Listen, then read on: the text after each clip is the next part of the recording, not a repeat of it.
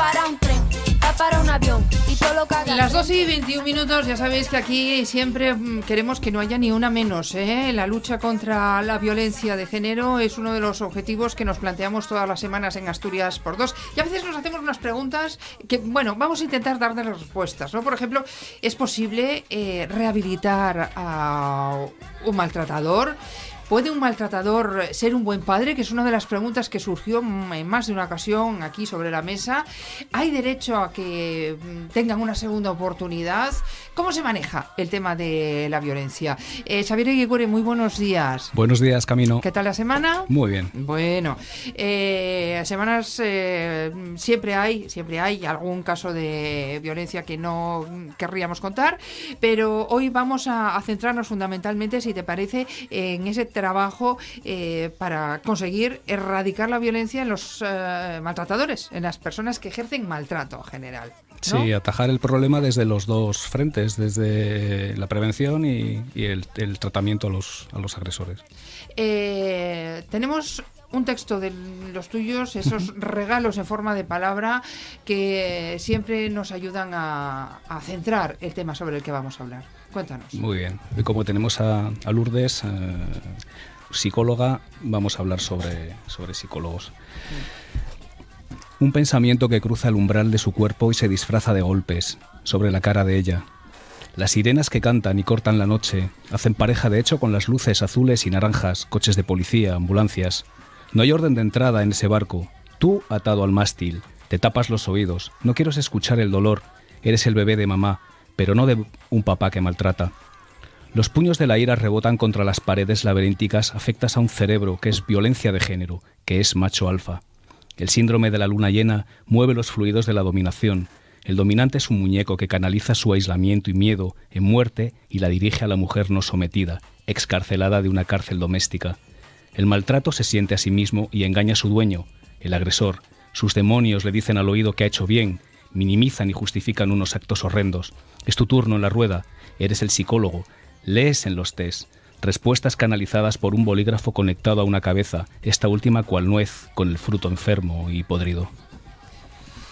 Bueno, hablabas de que teníamos una invitada de lujo y no la habíamos presentado. Estábamos esperando a que nos hicieses esa introducción tan bonita que siempre y tan dura que siempre haces. Pero bueno, tenemos aquí a Lourdes Garrido, que hay que decirle un hola muy grande. Hola, buenos días, ¿qué tal? Bienvenida.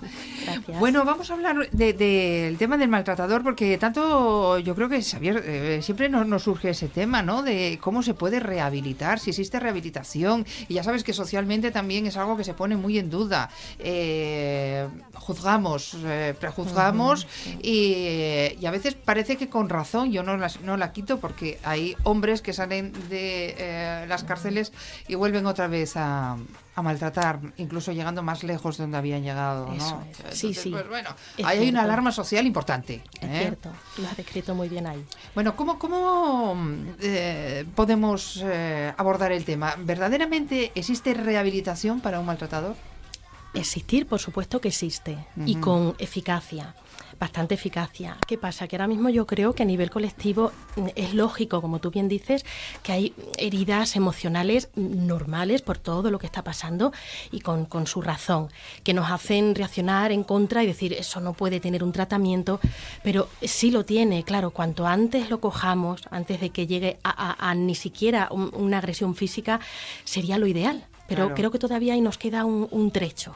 Sí, pero Largo.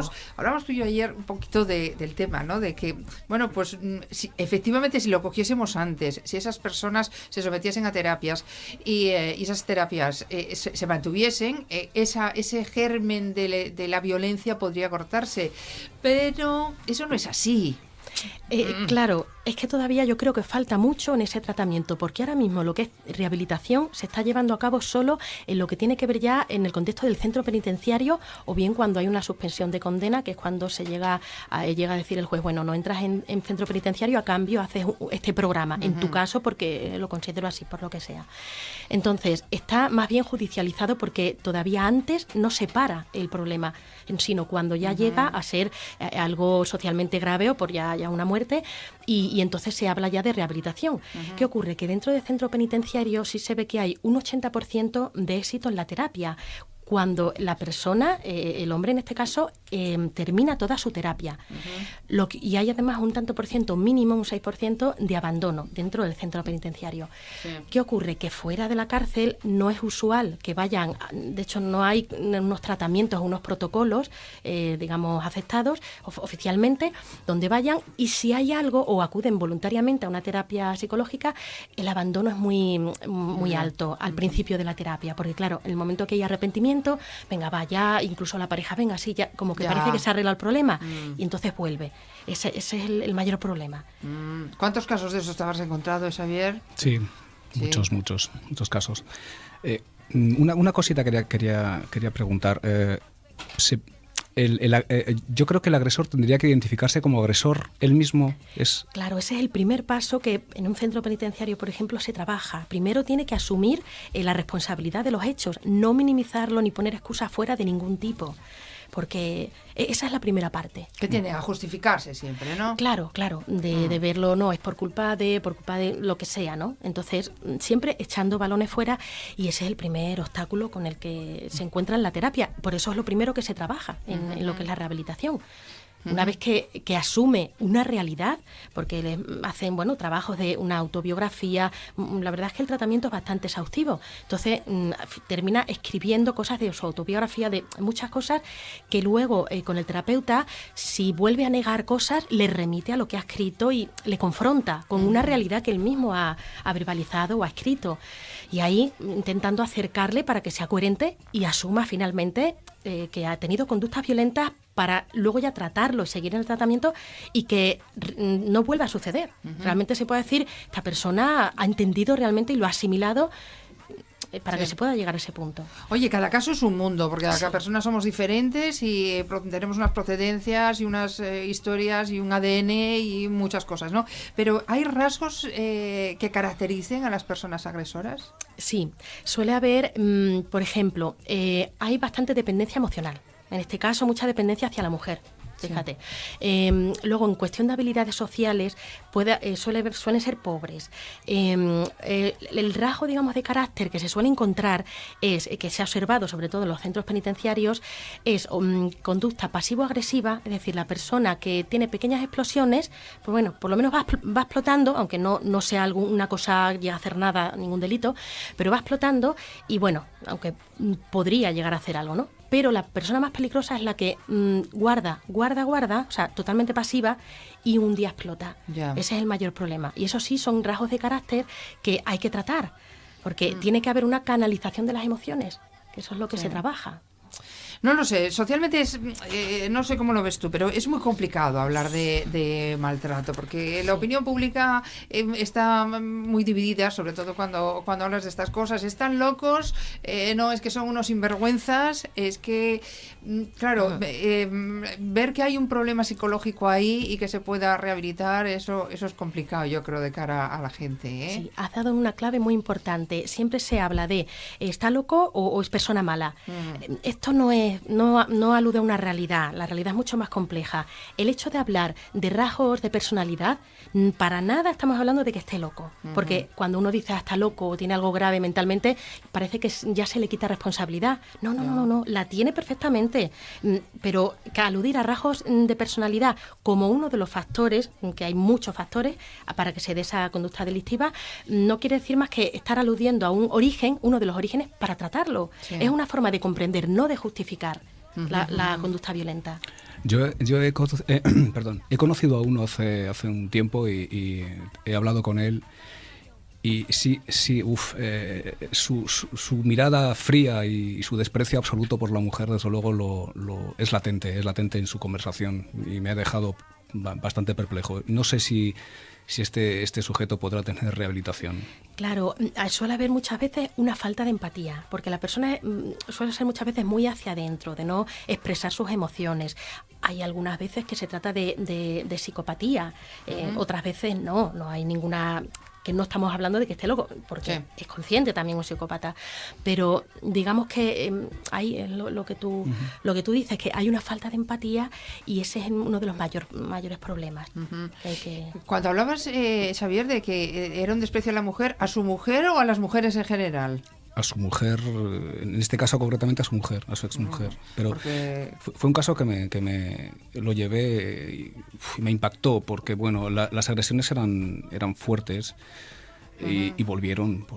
Ella volvió a retomar la relación avisadísima y aconsejadísima. Sí. Volvió a retomar la relación diciendo que bueno, que no era malo, que él, bueno, que era buena persona en el fondo y, bueno, y finalmente aquello fue terrible. Oye, entonces yo creo que ahí falla la psicología por las dos partes cuando se da este caso del que nos está hablando Xavier, el del maltratador y el de la maltratada, que después de todo el esfuerzo y de todo lo que haces para intentar que salga de ese infierno, decide voluntariamente volver otra vez al lado de su verdugo, ¿no? Claro, es que por una parte puede que esa persona no haya tenido un éxito, si es que ha hecho una terapia y la ha terminado, pues estamos hablando de un psicópata que eso ya es complicadísimo, eso ya no hay manera.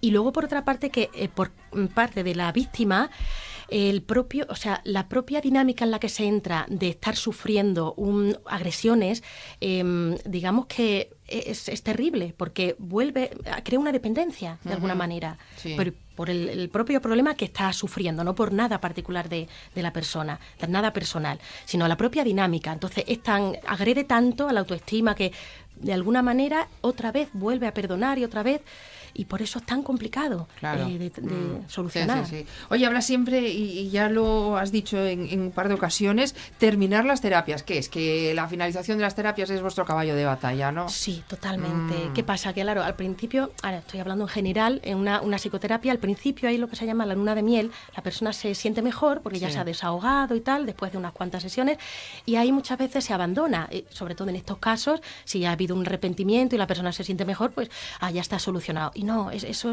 es crucial seguir, porque tan solo has, digamos, diluido un poco la punta del iceberg. Sí. Pero hay que seguir para ir a la raíz del problema y erradicarla y solucionarla. Después hablabas de muchos factores, porque la violencia en estos individuos suele ir acompañada muchas veces, no todas, pero bueno, de otros temas como por ejemplo drogadicciones, alcoholismo, pues otras cosas que tienen un tratamiento paralelo psicológico a este tema, ¿no? Que también eso me imagino que habrá que cortarlo de raíz, que esos factores hay que eliminarlos, ¿no? Sí, así es. Hay que trabajar todos los factores y viendo las diferencias individuales de cada caso para que la terapia se adapte bien y sea eficaz y efectiva. Y luego aparte uno de los factores, sí, que hay personas que está asociado al problema del alcohol. En mi caso, yo que estuve trabajando en el centro penitenciario de Cáceres de 2005 a 2010, llevaba el tema de drogas y tenía un grupo específico de alcohol. Ahí había algunas de las personas, algunos de los hombres que venían también del programa de violencia de género, estaban siendo tratados de forma paralela con el programa específico de violencia de género y yo en concreto el tema del alcohol. Y ahí sí que hacíamos una colaboración, digamos. Entonces, un factor que también hay que tratar, que va bastante asociado. Oye, ya vamos ya un poco apurados de tiempo, pero hay un tema que, lo decías a Xavier, se pone en la mesa cuando hablamos con víctimas y ha salido en más de una ocasión aquí. Es que era buen padre. ¿Un maltratador es buen padre? Si una persona es maltratadora, no puede ser buen padre, a no ser que se haya rehabilitado y haya cambiado realmente. Eso tendría que, claro, comprobarlo, pero si no, claro, puede ser buen padre. Es que eso no lo acaban de entender las mujeres maltratadas, les cuesta saber. Sí, pero lo dicen frecuentemente, no es la primera vez que lo escuchamos. Una forma más de justificar para volver. Claro. Esa la dinámica. Igual es buena persona también. Igual que la víctima dice, no, bueno, él es buena persona, él me pega, pero bueno, igual que los vecinos y demás, también. cuando vamos a ver, es un maltratador y es una persona que maltrata, sea del sexo que sea, es una maltratadora. Yo ese caso que he contado, que volvió con él otra vez, al finalmente acabó en casi, podemos decir casi tragedia, y ahora mismo la mujer está bunkerizada en su casa, tiene la casa completamente Sí, tomadas. Tomada, medidas de seguridad y bueno, Sí. las secuelas psicológicas son Tremendas. tremendísimas. Ay, qué problema. Oye, Lourdes, nos ha encantado hablar contigo. ¿Vuelves Ay, a otro mí día? también. Ay, pues estaría Ay, pues encantada, venga, porque sí. es que tenemos mucho que hablar y muy Genial. poquito tiempo. Pero bueno, además queremos distribuirlo así en pequeñas píldoras para estar todos los días ahí como una mosca de estas, Genial. hablando de violencia, de maltrato y llegar a mucha gente, que llegamos, es Xavier, Llegamos, sí, que llega a sí, mucha sí. gente, con lo cual, Estupendo. venga, ánimo. Hoy a Baeza creo que llegamos, a Jaén. Bueno, sí. pues venga, saluditos y a disfrutar de ese rico aceite que tenéis por ahí. Muchísimas gracias a los Gracias. dos Muchas y gracias. nos vemos la semana que viene. Venga. Estupendo, Carmen. Chao. Chao.